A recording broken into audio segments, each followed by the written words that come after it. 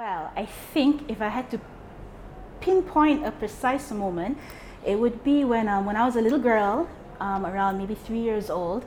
My mother, who taught me to read at a very young age, one day she brought me a book, and it was illustrated by an 8-year-old girl. And so it was a book called The Garden Gang, by a child artist in the UK, I believe.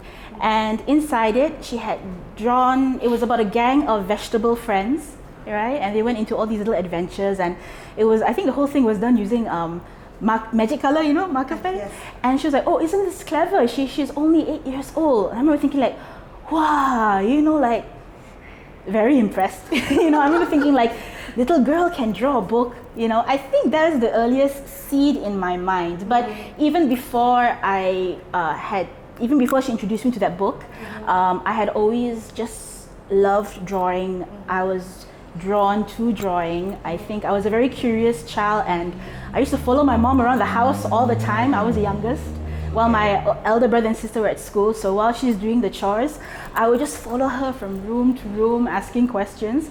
And I think at some point she was like, here's a book, here is toys. But when she gave me paper and pen, that was the one that could keep me occupied for hours. Okay. I think. So I think I just felt so, as a little kid, you just feel so like, when you see the white paper, it's like everything else disappears, and it's like, what can I do with this? And you just, it's like going into a different dimension, a different way of thinking. So I think that that is how like drawing kind of became my part zone. of you. Yeah, part of me, not just part of me, but like I could go outside of myself, because when I draw, it's like I'm not here physically. I'm just like ideas in my head, Yes, So yes. so it's a great feeling. Yeah, It's a great totally feeling. understand Yeah. that. Definitely, education. I mean, education starts at a very young age. From the moment you sit your child next to you to read Yes. bedtime stories, like the books that my mother encouraged me to read. She taught me to read at a young age, and then it came to the point where I was so impatient to see what happened. I'm like, okay, I just started picking up reading by myself. So I advanced quite quickly because my curiosity was too great. I cannot wait for the next bedtime story to find out what happens. So I have to read. And a lot of the times the books I was reading came with beautiful illustrations. I was exposed to Datuk Lat's work at a young age as well. And my father introduced me to Datuk Lat's work, and he was like, "Oh, this is from Malaysia." Like this, even though I was born in Malaysia, but I lived in our family at a very young age, from 1 to about 6 years old. We lived overseas, so when we came here, I started standard 1 all the way. My whole education was in Malaysia. My formal education is all in Malaysia, but during those years when we weren't in Malaysia, so Datuk Lat's work became like a bridge, a way to familiarize myself. So when we did move here for good, I felt that at least I had some understanding of it. And Datuk Lat's work influenced me in a sense that he drew himself as a cartoonist, traveling to other countries, exploring other cultures, making friends with people from around the world. And I remember thinking like, that's really, really cool that he gets to do all this stuff, and when I read his work, I also get to explore the world as well. It's like, what a perfect job. I did the 24-hour comic.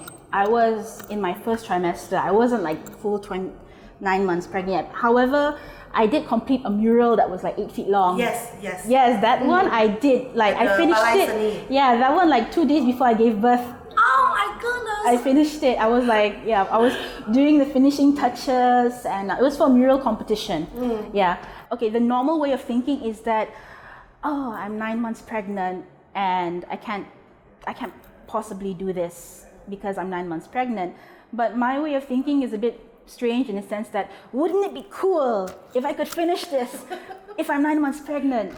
It's like, because that's an interesting story to tell, and we're talking about it here, right now, So like at the back of my mind, I'm kind of like, if for any reason I was really felt I couldn't do it, or my health-wise or the baby's health was compromised, then definitely I would take that into consideration. But as it was, I believed I could manage, and I just told myself that this is something that normally a sane person wouldn't do. But I think that's part of the fun. Even when I became a cartoonist at the age of 14, that's when I was published. The dream started earlier than that, but I remember I was almost discouraged because I felt that I'm too young to do this. There are other people who they can do it because they're in college. I'm just in high school. I'm in a boarding school. I'm in a religious boarding school in the science stream. Like, I'm the last person who should be doing comics. But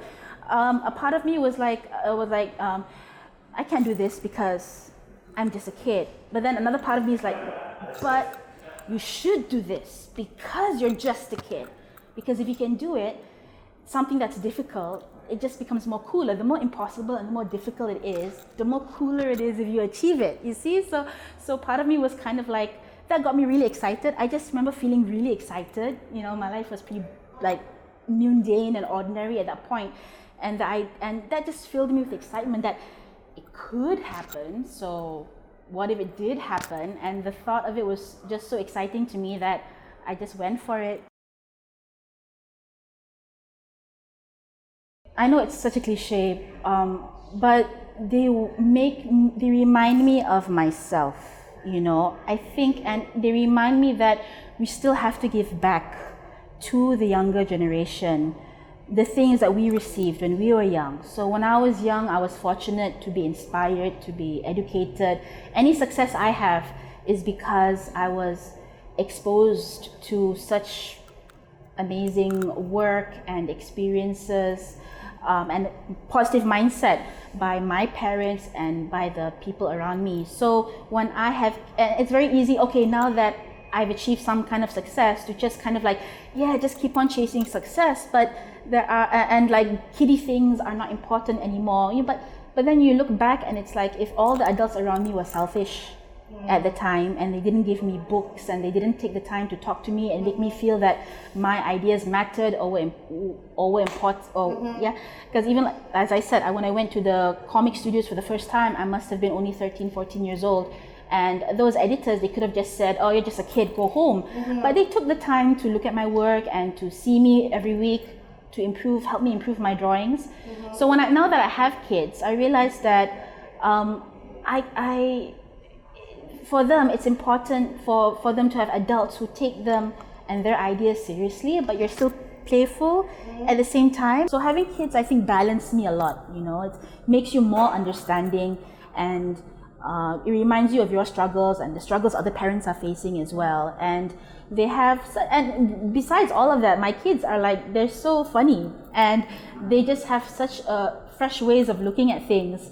And it's a joy to see them grow.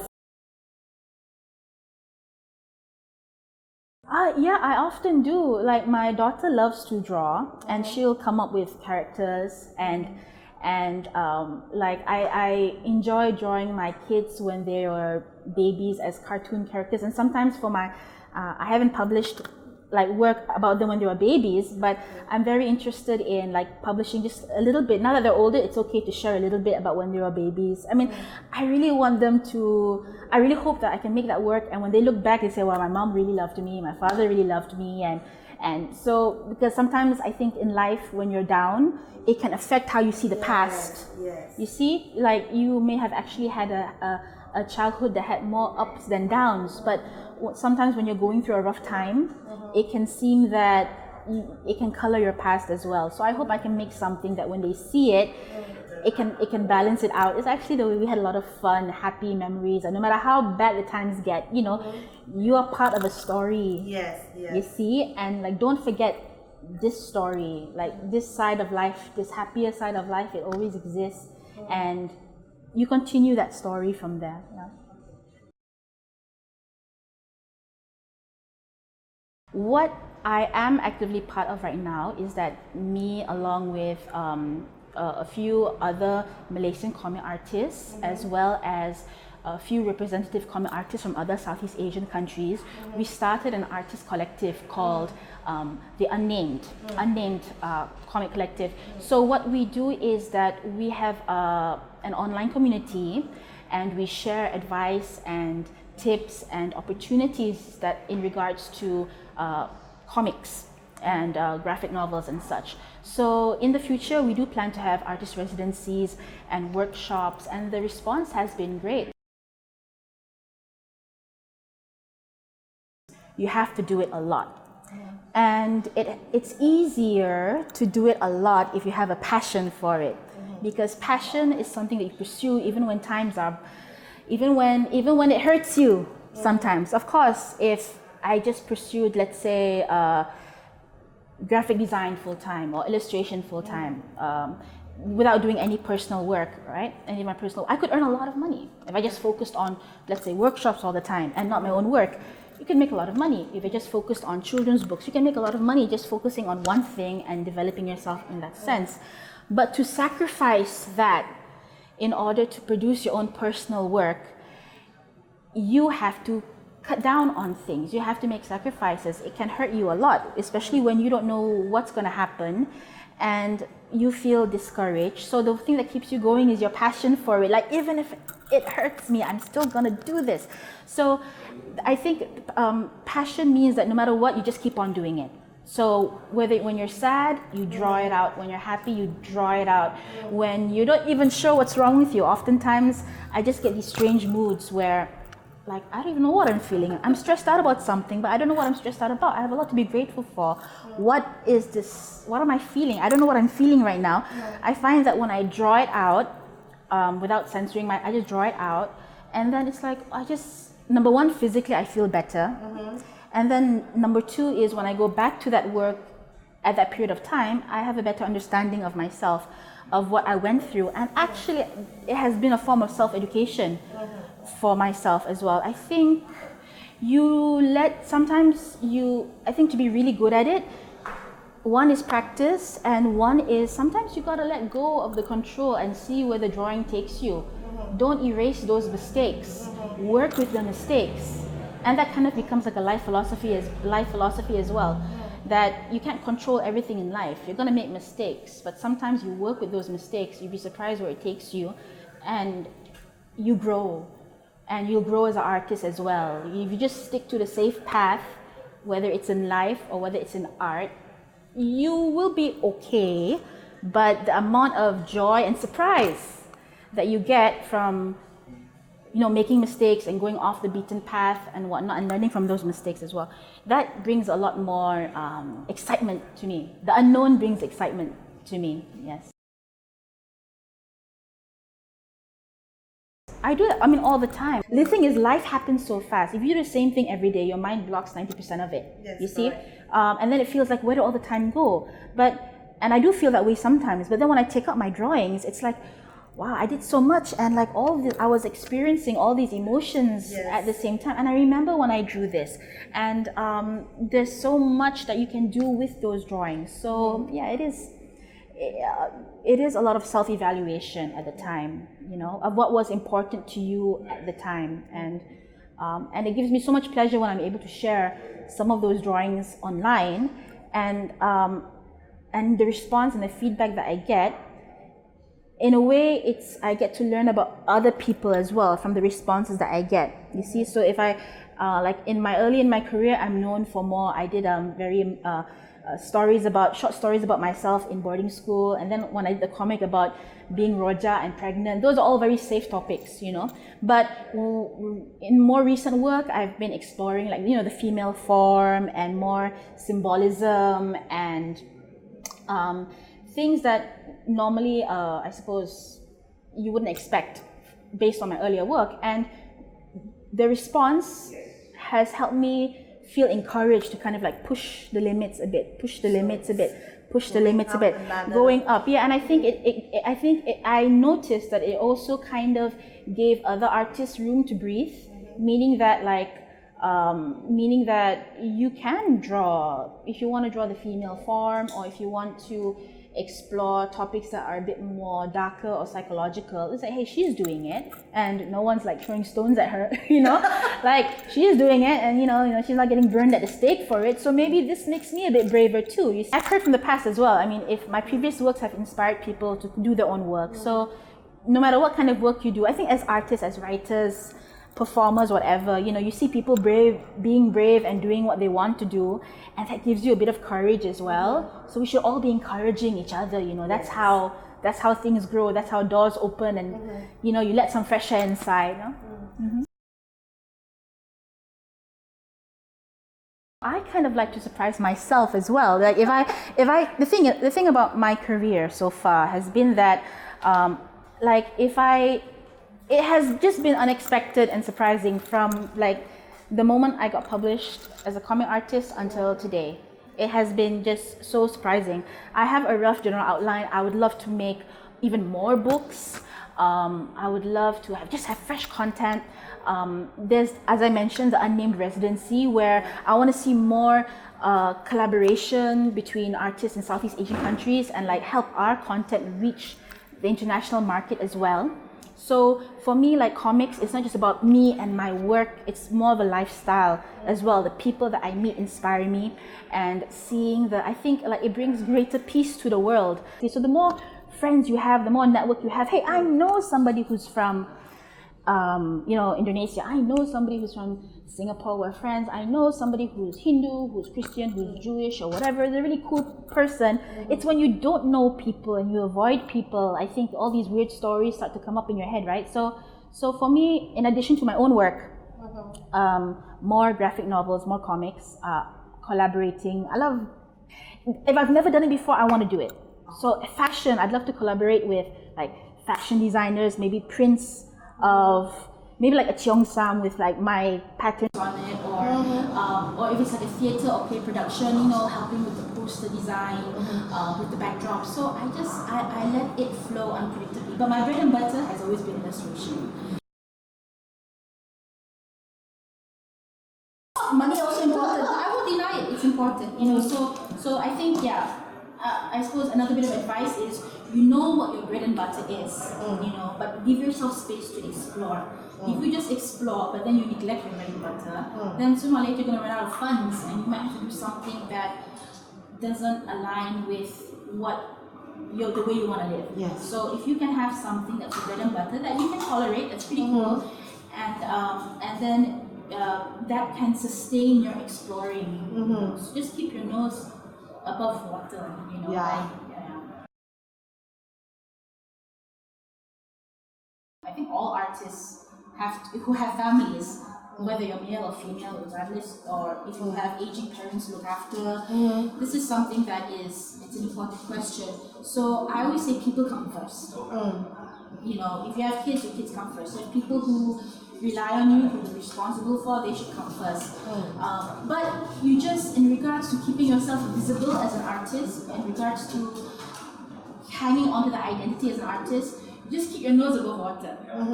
So what I did was that I would take, whenever I had a good project, I make sure that somehow it can get publicized. That keeps my name, my profile visible. So it's not like, she got married and she disappeared, kind of thing. So it is, for me, money has never been my primary motivation. I think just having that identity as an artist has been important to me. It's like, I didn't even think about it.